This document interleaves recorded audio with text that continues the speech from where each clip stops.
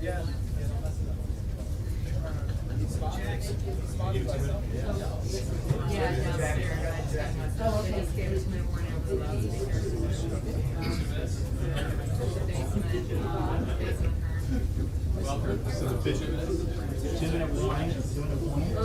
out. Here we go.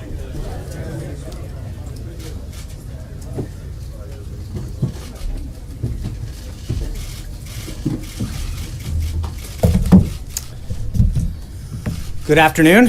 I hope you all had the opportunity to pay your respects to the brave men and women who have given their lives for our freedom yesterday on Memorial Day. I want to begin by recapping the incredible historic trip that the President and the First Lady have just concluded, because it truly was an extraordinary week for America and our people. In just 9 days, the President traveled across Europe and the Middle East and interacted with nearly 100 foreign leaders. It was an unprecedented first trip abroad, just 4 months into this administration, and it shows how quickly and decisively the President is acting to strengthen alliances, to form new partnerships, and to rebuild America's standing in the world. We've never seen before at this point in a presidency such sweeping reassurance of American interest and the inauguration of a foreign policy strategy designed to bring back the world from growing dangers and perpetual disasters brought on by years of failed leadership.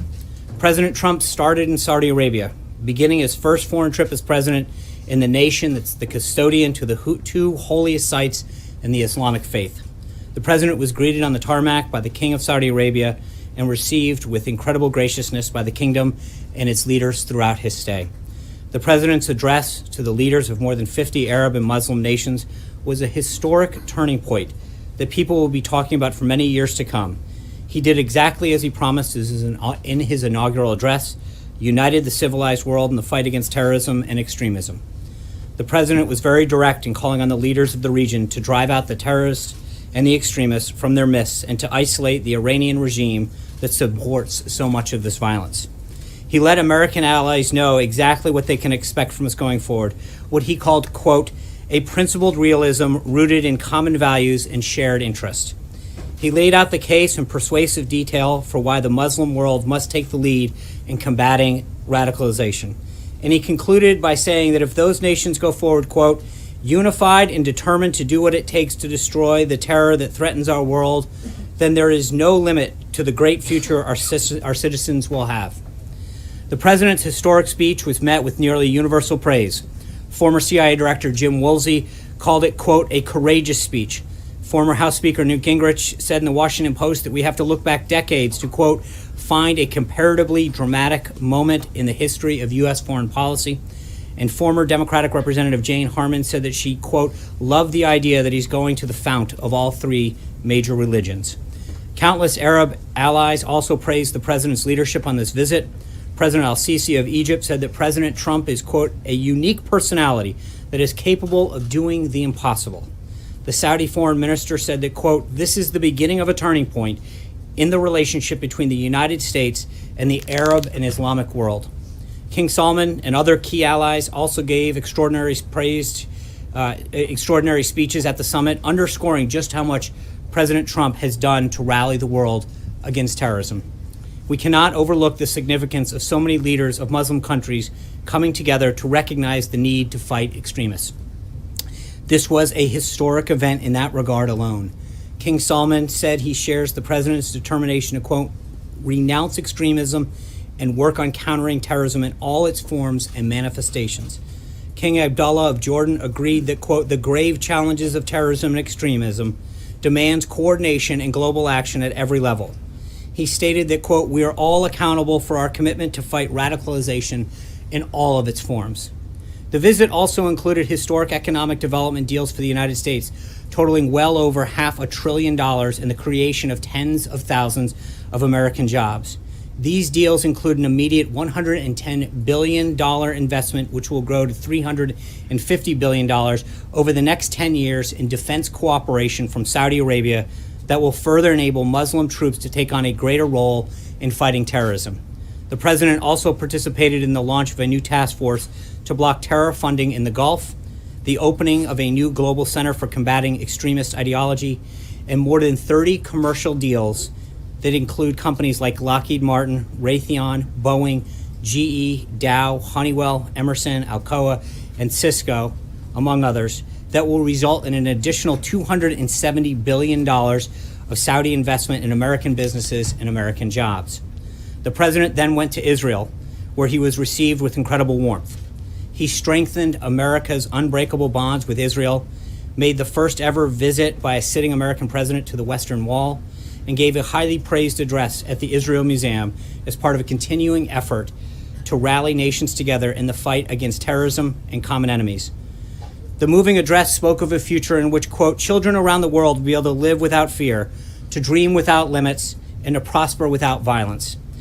He said, I ask this land of promise to join me in fight our common enemies, to pursue our shared values, and to protect the dignity of every child of God. The president also visited Yad Vashem to memorialize the victims of the Holocaust and to pledge never again. The president met with both Prime Minister Netanyahu and Palestinian Authority President Abbas to advocate for a renewed push for peace, which they both agreed they were prepared to work towards. He also discussed with both leaders how to increase cooperation against terrorism. Prime Minister Netanyahu said, quote, for the first time in my life, I see real hope for change. And a correspondent at one of the leading Israel publications wrote that, quote, in the short space of 3 days, Trump carried out a semi-revolution. From Israel, the president traveled to Rome, where he met with Pope Francis at the Vatican. They had a very productive conversation about combating ISIS and other terrorist groups, protecting religious liberty, and numerous other issues. The president and the First Lady were incredibly honored by the visit. The president then attended the NATO summit in Brussels, where he boldly stood up for American taxpayers and our common defense by calling on other NATO countries to pay their fair share on a speech delivered with the leaders of all of NATO's countries, all present. Hardworking Americans saw a leader represent them and their security on the international stage. The president also urged NATO to adapt the alliance to more effectively combat terrorism. Later in the meeting, the member states unanimously agreed on those two priorities, and the Secretary General was extremely complimentary of the president's work to dramatically strengthen the alliance by getting member states to increase their contributions. Finally, the president traveled to the G7 summit in Sicily, where he and other leaders discussed how to better promote prosperity and security for each of their countries. Those meetings were marked by outstanding success that we see reflected in the communique that was issued. They include a strong statement that G7 nations will stand against unfair trade practices and a commitment to fostering a true level playing field. The G7 leaders also endorsed the right of sovereign nations to control their borders and endorsed in that communique the policy outlined by President Trump to seek resettlement of refugees as close as possible to their home countries so that they can be part of an eventual rebuilding. This language on migration and refugees was a major shift in policy towards the shift of the president. The G7 formally also condemned the use of chemical weapons, and needless to say, the president's leadership was critical in setting those priorities for the nation. In addition, the president also met with Prime Minister Abe of Japan. The two agreed on the need for enhanced sanctions with respect to North Korea. The president concluded his trip with an address to the service members and their family at Naval Station Sigonella to thank them for their service on Memorial Day weekend and to deliver another strong message about the unity in the fight against terrorism. Then yesterday, President Trump spoke at Arlington National Cemetery for Memorial Day services and visited the grave sites of many of our fallen heroes. This was an extraordinarily successful and historic 9-day trip the president took. He accomplished the return of a strong America to international affairs, rallied civilized nations of the world against terrorism, took real steps towards peace in the Middle East, and renewed our alliances on the basis of both shared interest and shared burdens. The trip sets the stage for a much more safe and prosperous nation here at home and a more peaceful world for all.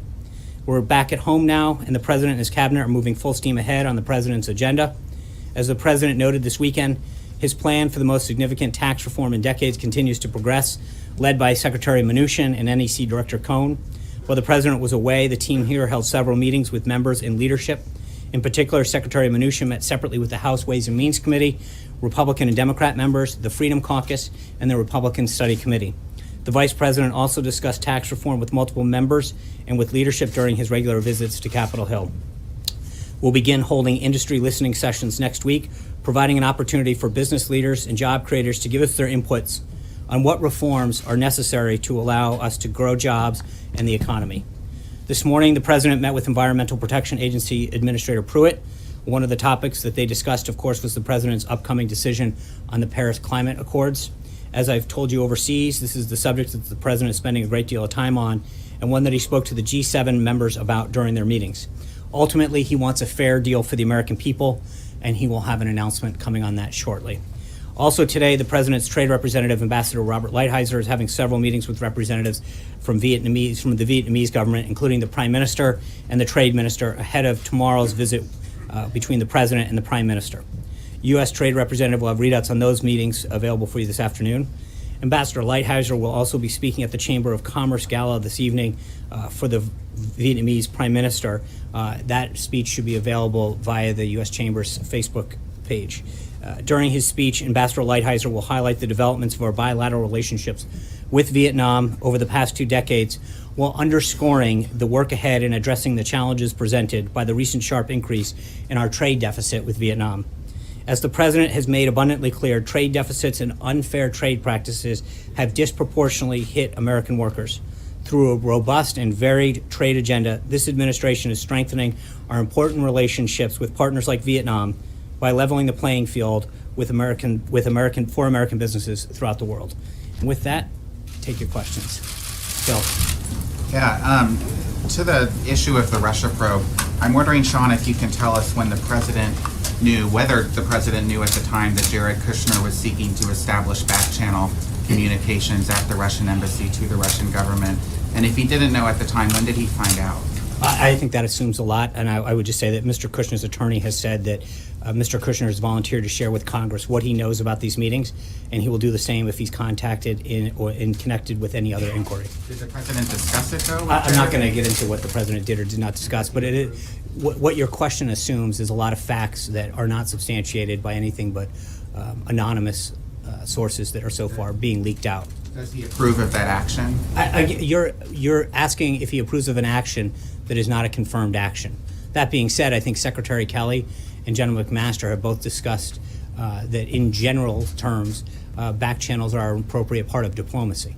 So does the White House dispute that happened? I'm not going to get into it, but your question presupposes facts that have not been confirmed. Francesca. Thank you, Sean. Did the President retweeted this morning an article about that back channel that was based on an anonymous source that said that there was an effort to set up a back channel, that it was the Russians who suggested that, and that it was to talk about Syria? Was the President not confirming that there was an effort and the facts that I just said? I think what I just said speaks for itself. But you said that first of all that the article was based on anonymous sources. Which it is. But the Fox article that the President retweeted was also based on anonymous sources. Why are those sources, or the source rather, that they used more credible than the ones in the Washington Post article? Again, I don't think there's 2 issues at hand. One is the statement that Jared's attorney has provided. Second is whether or not the dossier that is largely the basis of this was largely discredited in the first place. Most of the publications here refused to even publish it in the first place. So again, I'm not going to get into confirming stuff. There's an ongoing investigation. John. Gizzy. Oh, I'm sorry. Thank you, Sean. I have 2 questions. First, the President, for the second time in a month, retweeted his desire for the Senate to reduce the votes to pass anything to 51, which would effectively scuttle the filibuster for legislation as it has been scuttled for nominations. Is this something he discussed with Majority Leader McConnell or any of the Senate leadership before he tweeted it? I think the concerns that he's had with the pace of the Senate has been longstanding. Obviously, the use of the filibuster and the rules of the Senate are ultimately up to Senator McConnell. But I think that the frustration that he's had with the pace of some of the legislation and some of the obstructionist tactics that Democrats have employed, whether it's his cabinet nominees or other pieces of legislation, has been well documented. He wants to scrap the filibuster entirely as well. I think he wants to see action done, John. That's what the President wants. Whether it's the delays that Democrats pose to his cabinet nominees or pieces of legislation, he wants action. This President was elected to get things done, and he wants to see things move through the House and the Senate, especially when you've got a majority of support and people to stop playing games. Zeke? Second question, I did want to mention that before he left to go abroad, the president praised Philippine President Duterte for his action against drug dealers and dealing with them.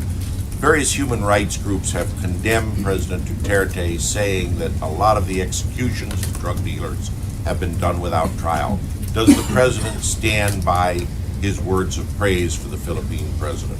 I think the president recognizes the need to combat drugs, but he also believes in human rights. It's something that he's worked with several countries. It's one of the reasons that he's reviewing the Cuba policy, et cetera. He wants human rights. Is something that's very strong to him. It's something that he's discussed in private with several countries. Zeke. Tomorrow is the deadline for the Jerusalem Embassy Act, the expiration of the last Obama waiver, the 6-month waiver. Has the president made a decision whether or not to sign another waiver? No. And so that decision will be made in the next 24 hours, presumably? When the president has a decision to make, we'll let you know. Secondly, we're also waiting on a few other reviews, both for the ISIS review as well as the Afghanistan review. Right. What is the status of those? You mentioned that Harris will be hearing this week. The president said, what about the other two subjects? I think on the Afghanistan review, he's still reviewing that from the Department of Defense. When we have an announcement, we'll let you know. Sarah. John, the president tweeted on Sunday that he thinks Republicans should, quote, add more dollars to healthcare and make it the best anywhere. What did he mean by that? Well, there's a lot of savings that are coming out of the repeal and replace effort right now. I think we're at $119 billion that we saved through the president's efforts. And I think that healthcare has been something that the president's been very clear on throughout his time as a candidate, through his presidency, to make sure that the American people get the care and the accessibility that they need. He understands how important healthcare is, and the bottom line is he's going to do whatever it takes to make sure that people have quality, accessible healthcare. More dollars, did he mean to the high-risk pools? Did he mean to the cost-sharing reduction payments? Where did he want to I add think them? this is the bill's in progress. Obviously, it's in the Senate right now, and he's willing to work with them to do what it takes. Olivier. John, following on one of Zeke's questions, Afghanistan's now the country's longest war. How much more American blood and treasure is the president willing to expend, and does he think it's a winnable conflict? I think the conflict that he wants to defeat ISIS. He wants to defeat Al Qaeda. He wants to defeat threats, to defeat terrorism. I think I just read to you throughout the trip, that was the common thread. The uniting the Muslim world, talking about it with Prime Minister Netanyahu and President Abbas, talking about it even with the Pope, that wherever he went on this 9-day trip, protecting our country, protecting the world's people was at the front of that discussion. And I think he wants to do whatever he has to do to make sure that our country is safe and our people are safe. That's why he's asked for this review. Hey, Sean, let me ask you a couple, if you don't mind. First, on tax reform, the president tweeted over the weekend that it was going, quote, very well. You just used the word progress. However, Republicans on the Hill still appear to be divided. The president tweeted today that maybe they should reverse the filibuster rule. So I'm wondering what the progress is and what is it that is going very well at this point in time? I think the reception that Secretary Mnuchin and others on the staff have gotten from leadership, members of the House Ways and Means Committee, Senate Finance, et cetera, has been very welcoming, as well as in the business community.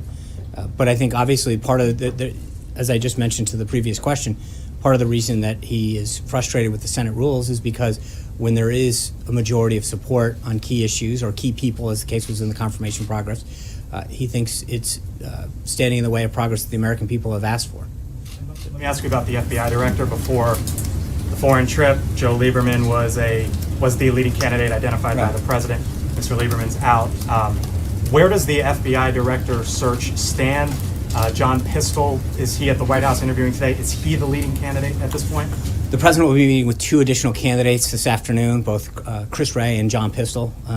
When the president feels as though he's met with the right candidate, he'll let us know. But he'll meet with candidates today and continue to do so until he finds the right leader. Are they two finalists at this point?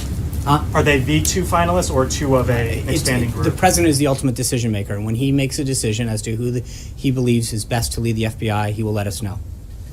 Katie.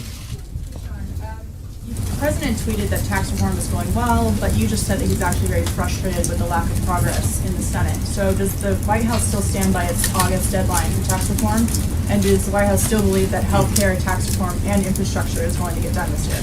So just so we're clear, there's 2 separate issues, right? One is, I think the talks that Secretary Mnuchin and other members of the staff have had, and the reception that they've gotten to the president's bold tax reform proposal is extremely welcoming. I think the president in general finds it frustrating the way how the Senate operates. And again, I'm dating this back to the holdup that they had on some of these unbelievably well-qualified nominees.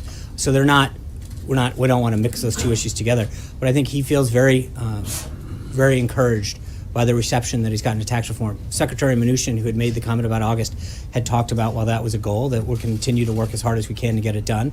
But we've got a pretty bold agenda. He's still pushing hard on healthcare. Infrastructure is a priority of his. So the president's legislative agenda is in full swing. Yeah. No. Where do you see the state of the U.S.-German relationship right now, and how important is that relationship to the White House and the president and the American public? I think the relationship that the president has had with Merkel, he would describe as fairly unbelievable.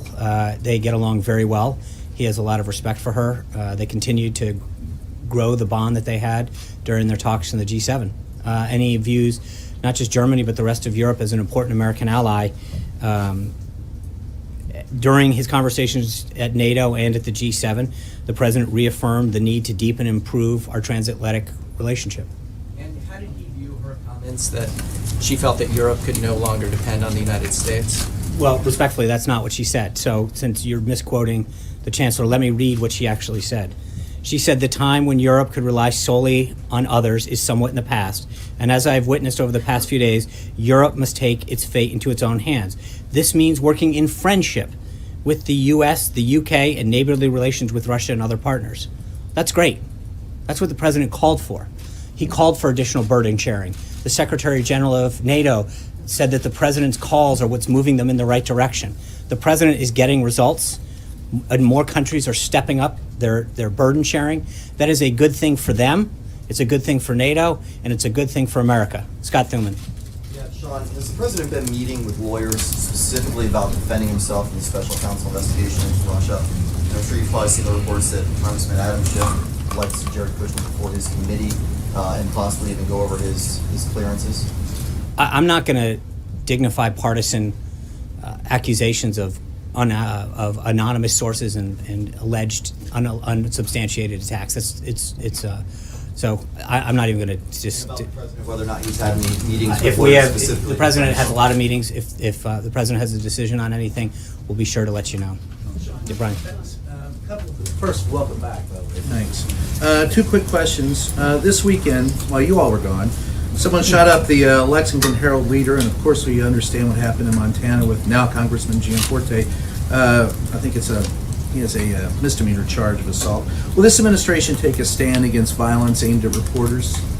We'll take a stance against violence against any individual. Well, and so would you, all right, second, well, let me follow that up with, would you support legislation? You all have been the ones that have come out screaming against fake media. Would you support legislation that would support real reporting, such as this SHIELD law I've asked you before, such as other? We have a constitution, Brian, that supports the First Amendment, which allows all Americans, and anyone in this country, frankly, the freedom of expression. We support that full. The second question. When you say that you're gonna try to defeat ISIS and Al Qaeda, what are you doing to eliminate the abject poverty that is the breeding ground for the terrorists? As we've mentioned before, his national security team is putting together a holistic solution to defeating ISIS. When that strategy is complete, we'll have something for you on it. So you said that a back channel is an appropriate part of diplomacy. I didn't say that. I said that Secretary Kelly and General McMaster have both commented on that. Add more to that. Well, how is it that it's appropriate for someone who is a private citizen, not sworn in as an official of the U.S. government, to conduct any kind of negotiation or diplomacy with a foreign official? Again, I would just refer you to both the comments that Secretary Kelly, General McMaster have said about how they can be an important tool in diplomacy. But at the time, there was no one who was close to the president who was working in an official government capacity. How is that appropriate? Again, I think that both of those individuals who are steeped in national and security and foreign policy have said that that can be an effective tool, generally speaking, in diplomacy. Shannon. I know the president hasn't made a public decision on the Paris agreement, and I know you don't want to get out ahead of him, but on the more broad issue of climate change, Can you say whether or not the president believes that human activity is contributing to the warming of the climate? Honestly, I haven't asked him. Okay. I can get back to you. And do you feel like that is a decision he's still trying to make? I don't know. I honestly haven't asked him that specific question, so I would feel. Just real quick on healthcare to follow up on a question back there. So as part of the tweet about wanting to add more money to get better healthcare, would the president consider, putting back some of the Obamacare taxes that were taken out of the health bill as it goes into the Senate? Would he be in support of keeping taxes in there to help pay for healthcare? Again, that negotiation is ongoing with the Senate, and I don't want to presuppose what the president may or may not want to do. Deborah. Let me finish, please. Thank you, Sean, for calling on me. Angela Merkel's quote, "We Europeans must really take our destiny into our own hands." How did the president react to that? And will this have any effect on what he wants to do, what he decides to do with Paris? No, I think like I said a moment ago, the president believes that seeing Europe and other NATO countries increase their burden sharing is a very positive thing for their own countries, for NATO as a whole, and for the United States. To see these individuals heed the call that he has so eloquently put out over the last frankly, well over a year. But when you look at the comments that the Secretary General made, he recognizes that the president's rhetoric has had an extremely positive effect on the strengthening of NATO and other countries stepping up the percent of their own GDP that they're putting towards their common national defense. That benefits everybody. It benefits us, it benefits NATO, and it benefits themselves. And will it affect his decision on Paris? What, I'm sorry? Will it have any effect on his decision I on don't, Paris? obviously, that's, what he ultimately decides is up to him. Sean, does the departure of Michael Lipke signal some kind of broader reorganization in the left wing? Obviously, we're hearing that former campaign aides, Corey Lewandowski and David Bossie might be returning. There's a war room, you might be setting up to deal with production investigations. I don't think so. I think the president is very pleased with his team, and he has a robust agenda, as I've just outlined, that he looks forward to working with Congress to get done to achieve results for the American people. Is the White House considering changing how you communicate the president's message at all? I mean, be it him communicating directly more or different phases of the podium? Well, I don't think that there's anything that we haven't said before about how, the president has a unbelievably qualified cabinet, and we've utilized them a ton in the past. If we can continue to do that on key issues, we're going to do that. Ultimately, the best messenger is the president himself.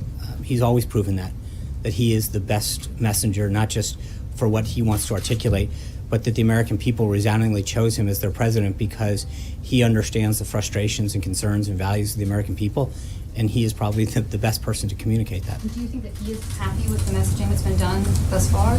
I think he's very pleased with the work of his staff. I think that he is frustrated, like I am and like so many others, to see stories come out that are patently false, to see narratives that are wrong, to see quote-unquote fake news. When you see stories get perpetrated that are absolutely false, that are not based in fact, that is troubling. And he's rightly concerned. Can you give an example of fake news, Sean? Can you give absolutely, us an example? Jim. I'll give you an example. Please. Sure.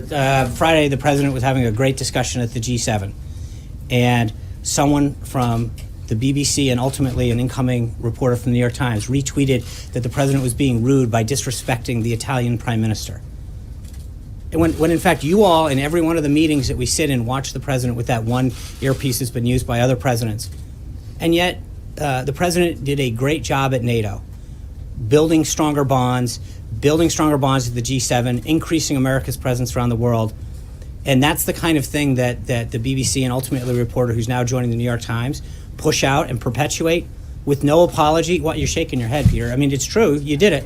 No, I'm answering Jim's, but I think. No, you just can't reporters make mistakes. No, but that's not. But that's just fake. That is a fake. That That was is in the a newspaper. Not on the front page. Your trip was all over the front page. You're making something out of one tweet instead of the. But again, you guys vast majority of defend the your public. mistakes like that. With all due respect, I was asked to give an example, and I did it. Prominence than anybody ever. I gave an answer to Jim. The problem is that I think the president, to the question, gets frustrated when he sees fake stories get published, things that aren't based in fact, and a narrative gets pushed.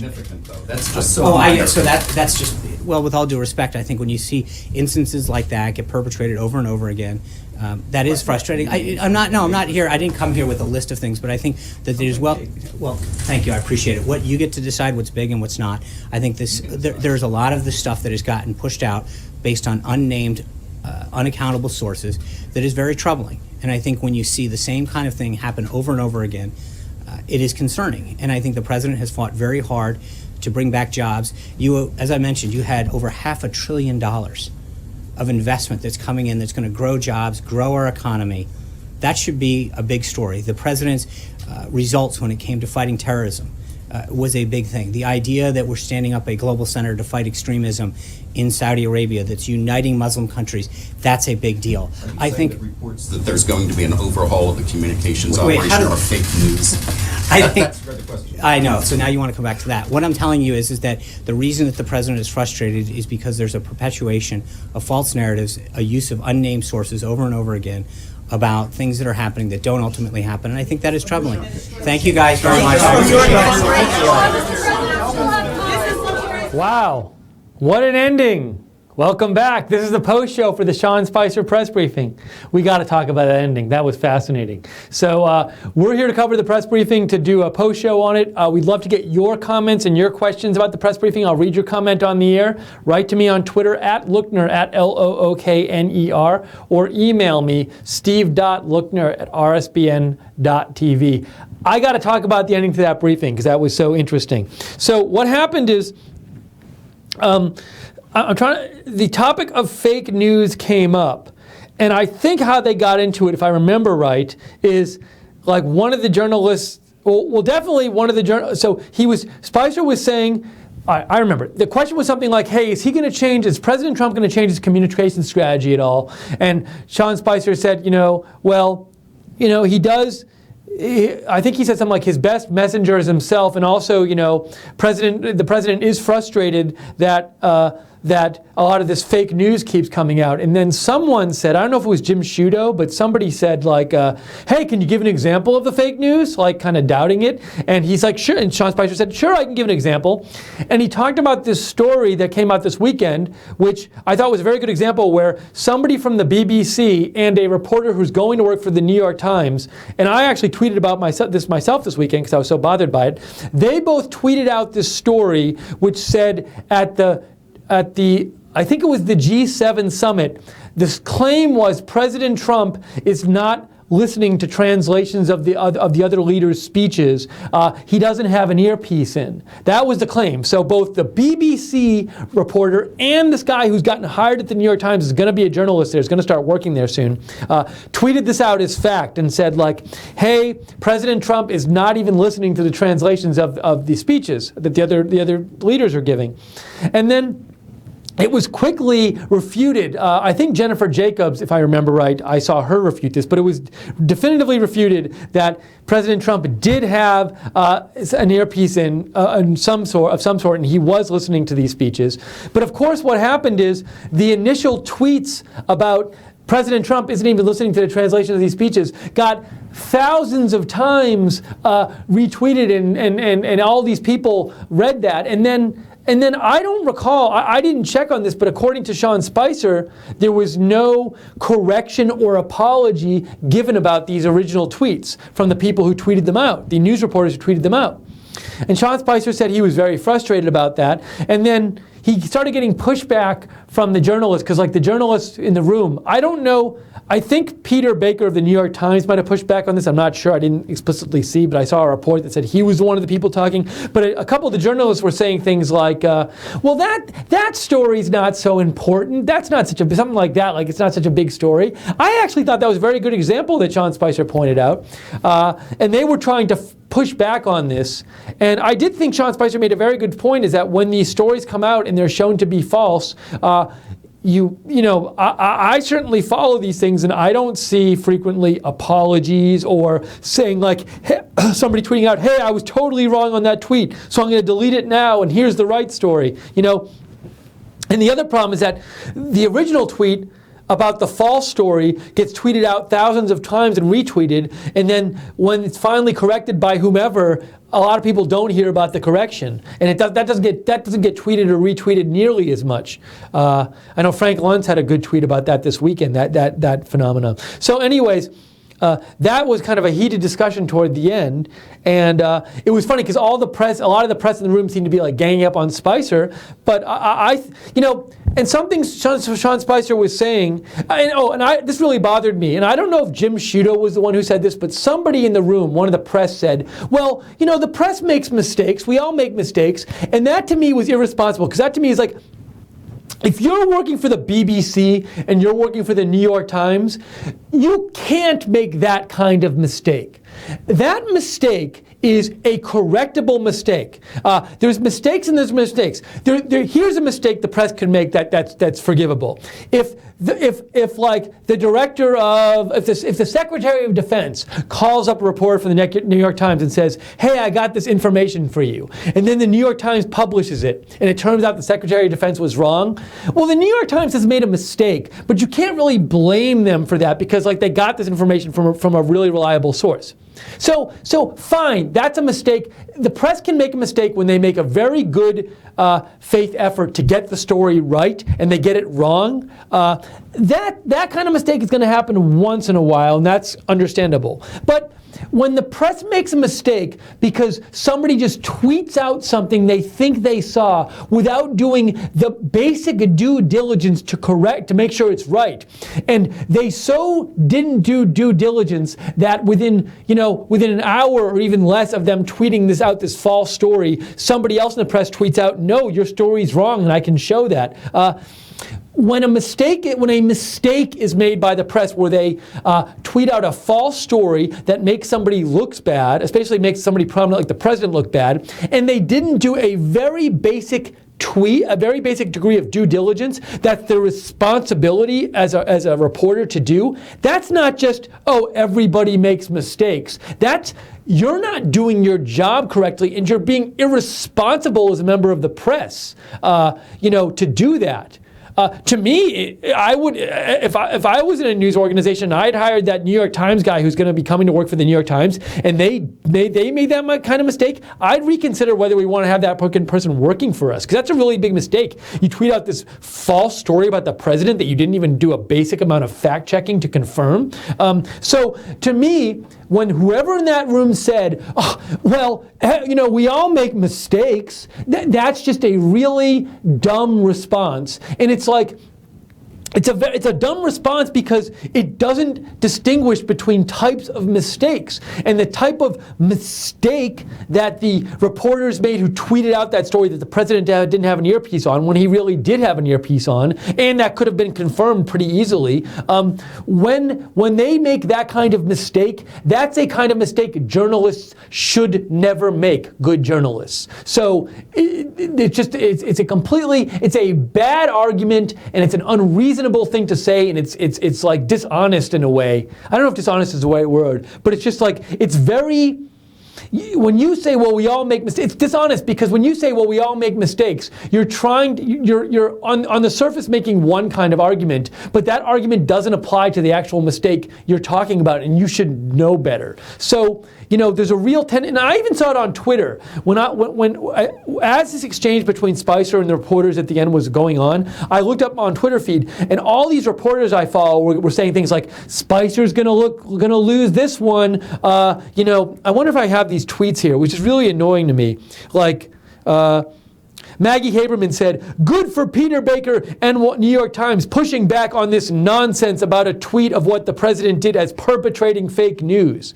Well, it is. It's coming out with a story that is wrong, that you didn't even bother to check, and that thousands of people are going to retweet and are going to make the president look bad. And I think those kind of stories do have an effect on a lot of the public's view of the president after a while. So I don't think it's unimportant, and I don't think it's nonsense, as Maggie Haberman said. Dylan Byers from CNN said, Sean Spicer will lose this one, as that exchange was going on. Zeke Miller from Time said he took the bait. So we have all of these press coming out while this is going on and siding with the press against and Sean Spicer here. Whereas I don't think what Sean Spicer did, Sean Spicer didn't bring this up unilaterally. He said the president is upset with some fake news. And somebody said to him, well, what kind of fake news? And he brought this up as an example. That's just one example he brought up, and he even said that. So to me, the way, now you can argue, if somebody wanted to make the case, hey, the fake news problem isn't as bad as Sean Spicer is making it, if you want to make that problem, fine. I'm just talking about this example and the way it was responded to. And the way it was responded to, like, all the press to me seemed to gang up on him. And also, as I just explained, one of the people in the room said, which is like, well, we all make mistakes, which is a stupid, idiotic response to me. But you see, and then even on Twitter, they gang up against Spicer here. So that to me was a interesting moment of that briefing. So I see some of you have sent in your comments. I want to get to them. If you'd like to write in, write to me at Lookner, Lookner, Lookner on Twitter, or email me steve.lookner@rsbn.tv. Let me get to some of your comments. Andrew Sova says, bravo, Sean Spicer. He was fantastic. JC writes in, hi, Steve. I have to agree with President Trump ending the pressers. Now, that hasn't been reported yet. It's been suspected that he might. The report I read said he might lessen the number of on-camera pressers. But I'll continue. JC says, hi, Steve. I have to agree with the POTUS with President Trump ending the pressers. It's a circus. The world is watching, and nothing productive comes out of any pressers. Mainstream media, SUX, RSBN rocks. Hashtag RSBN Mod Squad. Thank you and love RSBN and RSBN family. Hey, everyone in the YouTube chat. You rock too. So thank you, JC, for writing in. Thank you for JC and all the other moderators on the YouTube channel for moderating the chat, and the moderators at rsbn.tv. Okay. St. James writes in, at Lookner, you picked up on what hit me. Give me an example of fake news, and another bitches about the example. He is a fake news generator. So I think the person you're saying is a fake news generator is the person who's complaining about the example. Thank you, St. James, for writing in. Zach Mullins writes in, when an opinion news person gives their opinion, it's fine, but when a supposedly unbiased news person opines, it is fake news, period. So what you're saying, Zach, is that you see examples where people are not writing editorials. They're people who are supposed to be reporting the news, and their articles aren't identified as editorials, and they're given, and you're opining in their articles, and you have a problem with that, and you think that's fake news. And I will say, and I've even tweeted about this, it does bother me that I do see articles, they're not labeled as editorials, but they read as editorials. I did, one of the articles I talked about when I did a fake news update a couple weeks ago, it's on our Right Side broadcasting site on our YouTube, and I can't remember what her name was, but she's from Politico, and she did an article which to me read like an editorial in some ways, and yet it wasn't labeled as such, and it was really annoying to me, because then people, a lot of people will read it and just assume it's true, and they're not realizing they're getting opinion and not, factual news reporting. Thanks, Zach, for writing in. Keck King says, Steve, what the lamestream media did was just rude, so I'm here to expose them by calling them out on live on RSBN. Thank you, Keck King. And I gotta say, even at the end, when Spicer said, that's it, folks, we'll see you later, and he didn't do it in a rude way, the way the media was shouting at him when he walked off, they shouted at him as if there was some big scandal and he was refusing to ask questions about it. But the only thing that happened at the end of the briefing was a discussion between Spicer and the press on what fake news was. I certainly don't think it was a giant scandal, and I certainly don't think what Sean Spicer's response to it was unreasonable. So for them to be like, hey, Sean, hey, when he walks away, and he had answered a lot of questions before, I just think the media was really upset that he had called them out, and they weren't agreeing with his calling them out, but I do think the example he gave was a very good example of irresponsible reporter behavior. And as I said before, that's something that I personally tweeted out this weekend, because I thought it was so irresponsible of the BBC reporter and the New York Times reporter to have tweeted that story story. It was just awful reporting. To me, it was fireable for any reasonable newsroom that they should at least, or probation at least, that somebody would report this. But I do think there's just, but the media doesn't seem to hold themselves to traditional media standards. And as Spicer said, when these reports come out, and they're shown to be wrong, you don't see a big apology often don't see a big apology on the part of the original author. You don't see them take the original tweet down. You don't see a big correction from the news organization. I'm guessing BBC and New York Times didn't both post corrections of those tweets. And it used to be the case that if you got something factual wrong in your newspaper, you corrected it. And it's something about Twitter, I think, I don't know, or maybe it's just journalists these days. Maybe I'm old and journalism has changed, but they feel like they don't feel bad and they don't feel responsible for that they shouldn't. There's not like journalists don't think they don't worry about, I really should try my best to not post these false stories. And if they do, they don't feel mortified and they don't feel like, oh my gosh, I've made this horrible mistake. I have to immediately correct it and apologize. They just don't feel like that. And I think great evidence of that, perfect evidence of that, was when whoever it was in that room, when they were talking about this example from this weekend where that false story was posted about Donald Trump not having an earpiece on and listening to translations. That reporter in that room, that White House press briefing room, so that's a big reporter, said, we all make mistakes. Everybody makes mistakes. That, where I come from, knowing, I took journalism class, and I'm familiar with journalistic ethics, but this was years ago.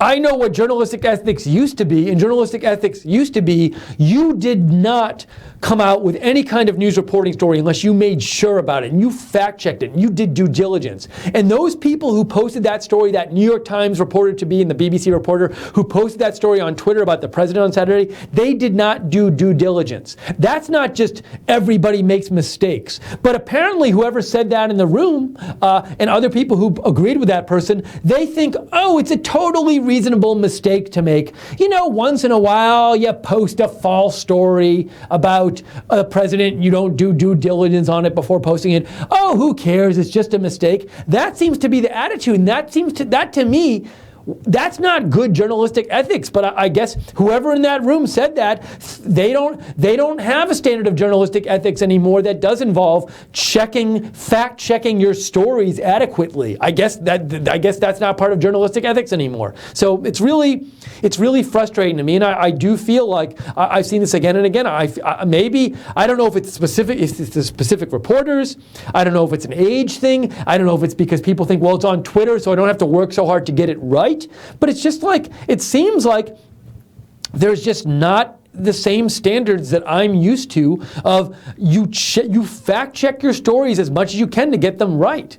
And that a person in that briefing could gleefully say to the press secretary on national TV, well, everybody makes mistakes. Well, we all make mistakes. It's just ridiculous to me. That person should be fired who said that, whoever it was. Sorry, I got angry. Joe Low Dib writes in, why do you think the media likes to use the time for the press briefing on this nonsense? It's ridiculous. Well, it involves them, and the thing at the end, I think it involves them, and they're the press, and they get all defensive, so they'll talk about that all day. Zach Mullins writes in, I think Sean ended the briefing early because he was tired of arguing, LOL. I also want to catch up on other comments that might have been posted here. Sorry, from earlier. Tom Cipolla wrote in earlier, I am shocked that Trump was the very first sitting president to visit the Western Wall. Let me check my other messages here and get to them. If you'd like to write in to me at Lookner on Twitter. We're talking about the press briefing at Lookner on Twitter, at LOOKNER, or email me, steve.lookner@rsbn.tv. Justice for Seth writes in, I'll donate $10 if you tell people to watch George Webb and Jason Goodman YouTube video from today. Well, I have to watch the video first, Justice for Seth, before mentioning it on the air. So I will give it a watch later. Thanks for writing in. Also, I'm only telling people to watch it not because you donate. I'm going to tell people to watch it because I think that it's worth watching. I want to have some editorial integrity here, Justice for Seth. Okay, some emails here. This is from, GL wrote in and said, here's a story about the new Soros-backed group Media Matters, and it says, I have to read this story later. Let's see, hold on, what is this? I'm going to read it real quick. It says, stop the scalpings announces Operation Fight with Fire. So I'll have to read this. I'll have to read this later. But thank you, GL, for sending it in. Greg Jackson writes in, subject, what an idiot. This reporter actually thinks terrorism is brought about by poverty. Does he not know how many terrorist organizers were doctors? Spicer revealed a stunning truth regarding Merkel's comments, considering we heard what she actually said instead of media interpretation. And Greg, you sent in another email too. I want to get to that. Hold on. The problem with mistakes. It was merely a story about subject matter. If it was merely a story about subject matter, it would be one thing. But these mistakes are based upon an attack and not just a report of events. So I think what you're saying there, Greg, is you're saying, you know, when Sean Spicer said, here's an example of a fake news story, and he talked about the report that President Trump wasn't wearing an earpiece this weekend and listening to his the speeches of his fellow leaders, and some people and somebody in the audience, in the press, in the room said, well, that's not that important a story. And what you're saying, Greg, is look, it's not just the subject matter. It's an attack on the president, and that makes it important. And you know, as I said before, I do think that these attacks on the president covering from the press, when the press does report it, a lot of the public doesn't distinguish between more important and less important. If they see it in the New York Times or they see it on the BBC, they're going to think it's important. And also, I think a lot of people, you know, when they see these big media companies just attacking the press, attacking the president again and again and again, they're not necessarily going to distinguish between more important and less important stories. They just think like, oh, I think for a fair amount of people, because a lot of people are super busy and they don't have the time to follow the news all the time. And a lot of people, you know, trust mainstream media networks. And if they see constant attacks on the president, they're going to think, wow, the president must be messing up a lot. So I do think there's something about the BBC or the New York Times attacking the president, regardless of how important the story is, that can have harmful effects and unfair effects on the president's public opinion of the president, because people pay attention to these things. And so I do agree with you, Greg, that it's not just the subject matter that's important. It's just the fact that this fake news story that Sean Spicer said was an attack on the president by the BBC and the New York Times, and that in itself makes it important. Let's see. Mike writes in, Steve, to say that Spicer took the bait is a way the mainstream media can detract/deflect from the valid answer example. Also, as Darlin indicated, most are not questions, they are editorial pedantic comments. And yeah, you know, it's funny because Zeke Miller, who made that taking the bait tweet where he said, Spicer took the bait, I like Zeke Miller's Twitter feed. I find Zeke Miller to be, in general, he writes for Time. I think he gives good breaking news updates, or well, I don't say breaking news, but he gives good news updates on his Twitter feed. I don't find his Twitter feed to be biased generally. I find him to be a balanced reporter. But even he today said that he took the bait thing about the press briefing, and I don't know, I find that a little unseemly for Zeke Miller to be tweeting that out, because I think there are... there is definitely way, no matter what you think of Spicer personally, I think there are ways, I think it would be reasonable for somebody to interpret that exchange at the end as Spicer making a reasonable point, a reasonable complaint about the press. And when you say he took the bait, to me, that's not a very neutral view about this whole exchange at the end. And if you're Zeke Miller for Time and you're a neutral reporter, should you really be tweeting that on your Twitter feed? Another thing reporters do is they think like, oh, because it's, I think they seem to think, well, because it's my personal Twitter feed, I can be biased on my Twitter feed. I don't agree with that at all. I think if you're a reporter for the New York Times or Time or CBS News or whoever, Fox News, your Twitter feed's an extension of you. It has the name of your employer on it, and your Twitter feed's an extension of you. It has the name of your employer on it, and it should be when people look at it, they're seeing you as a representative of Fox News or CBS or whatever. So you shouldn't feel you can be totally biased on your Twitter feed. You shouldn't distinguish between that much. You shouldn't distinguish between bias on your Twitter feed and being biased when they actually put your report on CBS or they run your story in the New York Times. And because people read your Twitter feed as an extension of the news network that you work for. So I have a big problem with people being biased on their Twitter feeds, who are supposed to be unbiased reporters. Let's see. Jeff Brett Schneider says, Jeff Brett Schneider writes in and says, I'm sorry, so please refer to me as Trump True Grip. Okay, well, I just saw that. So Trump True Grip says, Steve, Sean Spicer is doing the right thing responding to the mainstream media's continued passive-aggressive attacks to demean the Trump presidency. He properly concluded his White House briefing with cool anger and disgust. But I think Mr. Spicer is wrong to characterize President Trump's demeanor as being frustrated by the mainstream media antics. The word frustrated gives the mainstream media too much power, meaning they're successfully pushing the president's buttons. We can't let the mainstream media have that much leverage. This is a war of language. Let's step up our communication game. Okay, thank you. Best regards, Jeff Breschneider, www.floatingcanvas.com, and you said Trump True Grip. That's what Trump True Grip says. So you don't want to say, Mr. Spicer, you don't want to have Sean Spicer say that President Trump is getting frustrated because you think that gives the mainstream media too much power. That's your comment, one of your comments, Jeff. Thanks for writing in.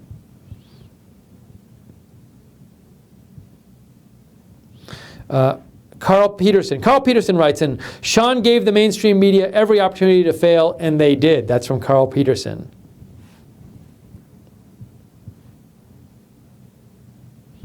Go back to Twitter here.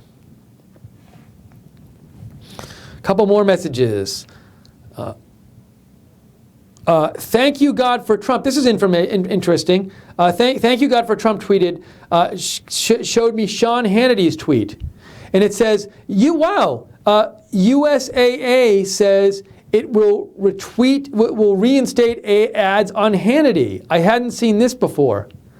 Wow, the USAA just reported they're going to reinstate ads. The USAA is going to reinstate ads on Hannity. I have to remember to retweet this myself.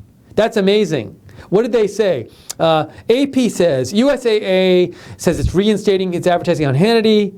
It said it will also start advertising on the other programs like Hardball and the Rachel Maddow Show. Why are they saying they're doing this? I thought they don't advertise on opinion shows. Personally, I bet they were going to lose money, and that's why they're doing it. So that's interesting. And Sean Hannity actually tweeted out, please support them. They are returning to my show. Fascinating. That's fascinating. So anyways, little breaking media news. USAA is returning to support Sean Hannity's show and is going to be advertising on their show again. Sounds like a bit of a cave-in to me that they realized they were going to lose money, and I don't think they're caving in on principle myself. That's my theory. Thank you, God, for Trump, for letting me know. John Stanton says, Steve, instead of complaining about mainstream media's lies and omissions, what I would like to hear from you is a list of bullet points of accomplishments from each of press outlets of his cabinet. Successes of Mattis, Ross, Tillerson, DeVos, a distillation of Trump's successes. That will make you unique. So, well, I will say, John Stanton, we do try to report, we try to kind of keep it factual here and keep it, we don't want to tell you what to think. So, we will point out, if we do think someone's doing a good job or think they did, just in this press briefing, I pointed out, hey, I think Sean Spicer was reasonable, at the end of the press briefing with what he said, with the example he gave. But in terms of just listing successes, we want to let you guys make your decisions here. We think so much of the media has an agenda, and it's important to us to be agenda-free. We want to be I feel like the one agenda-free place you can turn to for your facts. And we want to give you the facts and let you guys decide and be a place where people are comfortable talking about stuff. no matter what view they have, but also, a place where people who support Trump, they can come and they can watch news and not feel like they're being attacked. But at the same time, we don't want to do what CNN and MSNBC does and push a certain view. So I appreciate the suggestion, but and if you have specific things you want to write about and say like, hey, what do you think about when Secretary Mattis did this or Secretary Mnuchin did this? I'm happy to talk about specific things, but I don't want to get into I don't want to try to push back. We here at Right Side don't want to try to push back, say, against CNN or MSNBC by pushing our own narrative, because then I think we'll fall into the trap that they fall. Well, I don't know if it's a trap, but I don't want to be what they are. We here don't want to be what they are. We want to let you decide. We don't want to tell you what to think, and we want to be truly agenda-free here. That's what we want to be. We want to give you clear thinking on the news. We want to give you our we want to give you the facts without this filter of some kind of agenda or bias that's coming through. So that's a priority we have here. But thank you, John, for writing in, and thank you for writing in frequently. I know you do. Okay, let me check this. Oops, sorry. Let's see. Oh, NY Mike 2S says, did you ever find out what was going on in the White House? I tweeted out something other people had tweeted out yesterday, which was there were flashing red lights in 2 of the windows of the White House last night. I think it was last night. And no, I never, no, it was, actually, what day is today? Is today the 30th? Maybe it was 2 nights ago. I can't even remember what day it is, the 30th. It was 2 nights ago. And there were flashing lights in the top of the White House. I never did find out what it was. I never did find out. I assume it wasn't anything serious because we didn't hear about it. No to the Mark says, Steve, Zeke Miller saying he took the bait means they are not genuine and find trickery to be an acceptable tactic. Oh, so you're saying if Zeke Miller says that Sean Spicer took the bait, that means he's acknowledging they're trying to trick him. Now, it's possible that Zeke Miller wrote that but didn't really feel like there was intentional bait out there. Well, I don't know. I could see somebody saying, well, when Zeke Miller said he took the bait, he wasn't saying the press was trying to trap him. He was just saying Spicer commented on something that is going to get him into trouble commenting on. But maybe you read Zeke Miller saying that as he thinks there was actual bait put out there by the media, which is what you seem to think, no to the Mark. So thanks for writing in, no to the Mark. Stephanie Messenger writes in, this is why Trump needs to do more press events or rallies himself. Stephanie, interesting comment. I had this thought and I never said it. I was thinking it right before we went to the briefing earlier. We had talked on the pre-show about how one thing the White House was reportedly considering was having President Sean Spicer and everybody else do, and Senator Sanders and whoever else do fewer on-camera press briefings, and having President Trump take his message directly to the public with more actual events, with more rallies, for example, and answering more questions at himself at appearances with foreign leaders. And a thought I had, and I didn't say it, was, as I was saying in the pre-show, this could be a really contentious press briefing because there's all this stuff that they haven't gotten a chance to ask about over the last week. And I was wondering, if this press briefing is contentious, will that even push the White House more toward not wanting to have as many press briefings on camera and wanting to do more rallies and other direct events where President Trump could directly speak to the people? And it seemed you actually brought that up in your message, and you said, hey,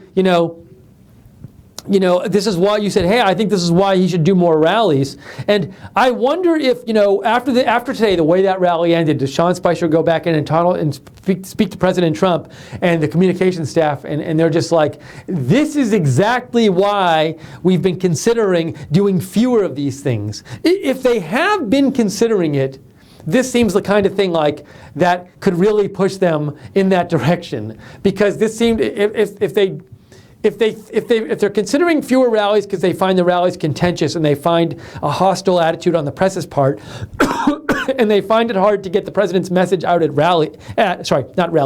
these press briefings, if they find the press hostile at briefings and they find it hard to get the message out at briefings, this press briefing today is not going to help solve that issue. It's going to make those worries even worse. So I think your message, your message to me, your comment is highly relevant today, Stephanie.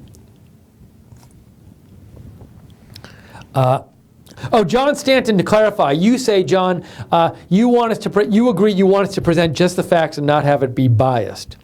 Well, so John, now if I just got up there and said, hey, now I'm going to read a list of lots of accomplishments of the Trump administration, that's not, I'm being factual, but I could be seen as being biased. I think, John, what you may be asking for is, rather than focus so much on the press, well, in the press briefings, we don't get a lot of, I think you think that we're not getting enough facts about what the administration is doing in the press briefings, and maybe you're saying something like this: in the press briefings we get a lot of hostile questions, but the administration is taking certain actions that you think are beneficial actions for the country, but they don't get discussed in the press briefings. So, if there's anything specific you want us to talk about or you want us to address that you don't think is covered in the press briefings, feel free to reach out and ask John. We're happy to talk about it.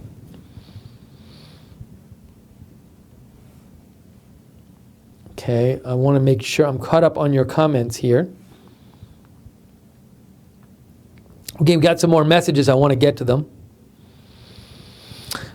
Jeff Bretschneider writes in, I think I got that message already, Jeff. Hiep Ho writes in, subject line, fake news. Hi, Steve. Love it when the press makes you mad. There are daily false stories from the mainstream media. Please do more fake news episodes because I believe this is really helpful for viewers, especially those who get news from mainstream media. Thanks, Hiep. So, Hiep, you're referring to when I did a fake news update like a week or so ago. That's on the Right Side YouTube page if you'd like to view it, where I talked about three different stories the mainstream media had come out with and why they were misleading stories. They were all negative stories about President Trump, and I talked about why specifically I consider them fake news. So, Hiep, thanks for writing in. By the way, if you like our coverage here at Right Side Broadcasting, feel free to consider donating because we do rely on your donations to stay on the air. We couldn't stay on the air without your support. We don't have millions of dollars. We're not a big media company. We need your donations to be able to bring you this coverage. So if you do enjoy our coverage, please consider donating. You can go to rsbn.tv/donate. That's rsbn.tv/donate. Or if you're watching on YouTube, go to the chat room next to the broadcast, go to the $sign at the bottom of the chat room and just click on that $sign. Or if you are interested in getting free stuff like this Right Side mug and other free stuff, feel free to go to our Patreon site. Because on our Patreon site, we give people free stuff in exchange for setting up a monthly donation. And you can set up a monthly donation by going to and see what you can even just see what kind of free stuff we're giving out by going to www.patreon.com/RSBN. Okay, John Dubs writes in. Subject line news. I wouldn't blame Trump if he quit doing the press briefings. These are the worst reporters I have ever seen. So you are a negative vote on today's press briefing, John Dubs. Thanks for writing in. Francis Purcell writes in, Dear Mr. Luckner, are you happy with the way Mr. Spicer is responding to the majority of the biased press? Also, I know that NPR is a semi-biased, but do you like the way they produce their news? A couple questions. Am I happy with the way Sean Spicer is responding? So, a couple things. I do think Sean Spicer has made, and I've said this on the air in the past, good points in response to the press at certain points. Like, I think Sean, in responses to, I think he's made some good points about how the press is covering the president. So I think the example he gave of the story, the false story that was reported about the president this weekend, that was a very good example. I think Sean Spicer made good points about the health care coverage when he said, people are all focusing on the numbers of people who might lose coverage, but what they don't focus on is that the kind of coverage people actually get, even if they have coverage. And even if you have coverage now, if that's not good coverage, it's not very helpful for you to have coverage. And I thought that was an excellent, insightful point about how the press focuses on this detail about health care that's kind of it's not the best detail for them to be focusing on if you want a really good, insightful view about healthcare, and if you're covering it in a balanced way. And so I think he's made some good points about how specifically the press has covered things in an unfair way. But I will say this. I think when he gets upset and when he gets into a confrontation like this, the problem is the people who don't like President Trump and don't like Sean Spicer, that's going to make them dislike him more. And also people who are on the fence, they might not like the confrontational aspect. And it's like, I guess, it's frustrating because he wants to comment and fight back. But as soon as you get in a go back and forth with the press, it's just, it runs the risk of turning people off. And I don't think people want to see that, and a lot of people want to see that in the press briefings. And it makes the whole thing icky to a lot of people who just want to get news in their press briefings. Now, whether or not that's his fault that it goes there, it does, when it goes to confrontation land, I think that turns a lot of people off, maybe from both sides. Maybe it turns them off towards the press and it turns them off towards the administration. So I don't think those kind of things happening help President Trump ultimately get his legislative agenda passed and help President Trump achieve things to try to make the country better. So it's a worry I have. And maybe the administration has this worry as well. Perhaps that's a reason they're reportedly considering having fewer on-camera briefings. It's possible. So those are some of my thoughts. Also, your question about NPR, do you like the way they produce their news? So I have to confess, I listen to NPR very infrequently. I'd like to have the time to listen to them more. There's a lot of news sources I'd like to have time to listen to more, but I just have to pick and choose them. I will say this. I did read a story, and it was a transcript of an NPR episode with Terry Gross, where she interviewed the author of a book about the secret CIA war in Laos. I'm not pronouncing it. Laos. I don't know how to pronounce it. I think I'm going to go with Laos. So anyways, the secret the secret CIA war in Laos, as I'll say, in the 1960s, a really interesting story, which I didn't know much about, but somebody wrote a book about it somewhat recently, and there was an interview with the person, and it was a very good interview, and I could tell because I read the whole transcript, and basically the person just Terry Gross just asked intelligent questions about the book, and they were able to get an interview, which was a very nice summary of the book, and asked a lot of relevant questions. And I thought that was a very good interview of somebody who wrote a book and really got the story out. So in that one case, I thought they did a good job. And NPR also did didn't they do the podcast about I'm Losing My Mind? It's the one about the murder that was unsolved, and I listened to the whole thing and I can't remember the name of it right now, so somebody will remind me of it and I'll be like, oh, I should have remembered that. But anyway, so I know NPR has done some good stuff, but I definitely don't listen to them enough to have an intelligent opinion on whether their coverage is biased or not. I'd have to listen to them more. Okay, a couple more messages I want to get to. Greg writes in,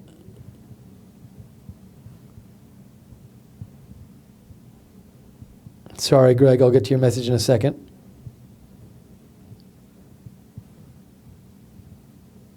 My email page is being fidgety again, which is why I'm clicking it.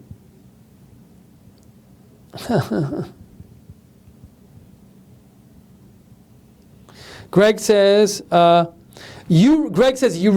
read the flashing lights in the White House were a reflection of an emergency vehicle nearby. That's interesting. Maybe they were. I could see that. It looked like they were coming inside the White House, but maybe they were just reflecting in the right way.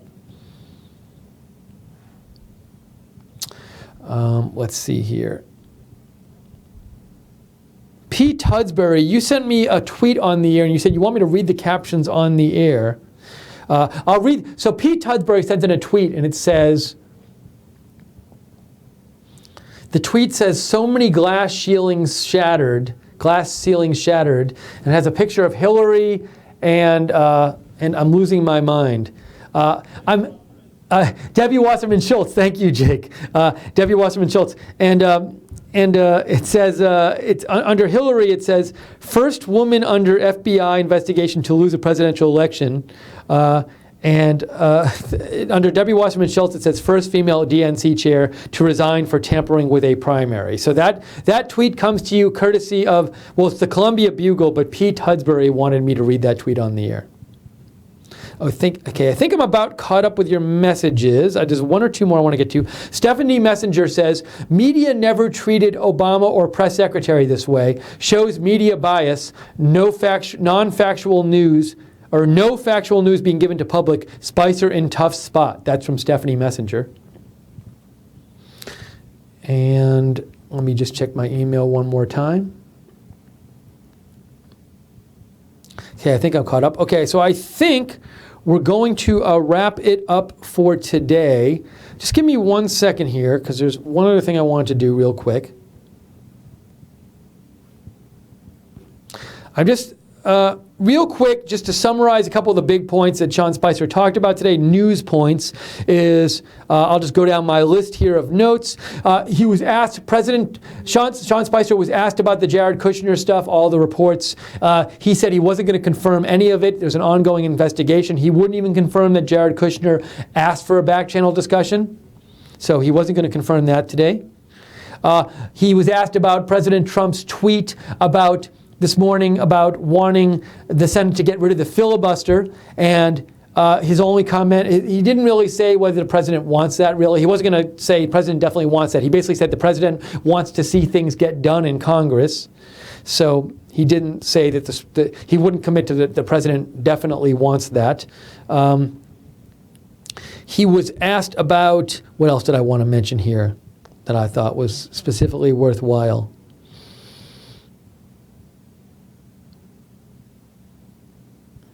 When he was asked about the tweet, President Trump, he was asked about a bunch of tweets today that President Trump had sent out and that the media hadn't gotten a chance to ask about. When he was asked about a tweet on adding money for the GOP healthcare bill, he said President Trump is willing to do what it takes.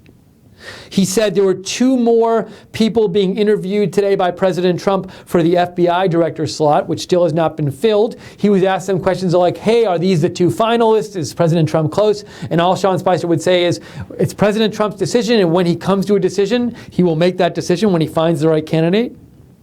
He was asked about, does President Trump believe humans contributed to climate change? And he replied, honestly, I haven't asked him that. And then we had the big exchange at the end. So I'm sure that's going to get a lot of coverage today, the big exchange at the end. Let me just do a last catch-up with your comments here. Laos, Macintosh Geek says Laos is pronounced Laos with an S. Lao is pronounced Lao. The Lao people live in Laos. 2 different words with different meanings. So I know it's pronounced with an S. My question was, I was saying when I first said it, I think I said Laos or Laos, and I finally settled. What I wanted to say was Laos, which I think is the way you pronounce it, but maybe I'm wrong. So if I did not intend to say Lao if I said that, but I still might have gotten it wrong anyway. Thank you, Macintosh Geek, for the clarification. Andrew Sova had a last message. He said, Mike Cernovich is on Periscope right now, calling on his fans to contact the CNN advertisers to do what Media Matters has done to Hannity. Thanks, Andrew, for the update.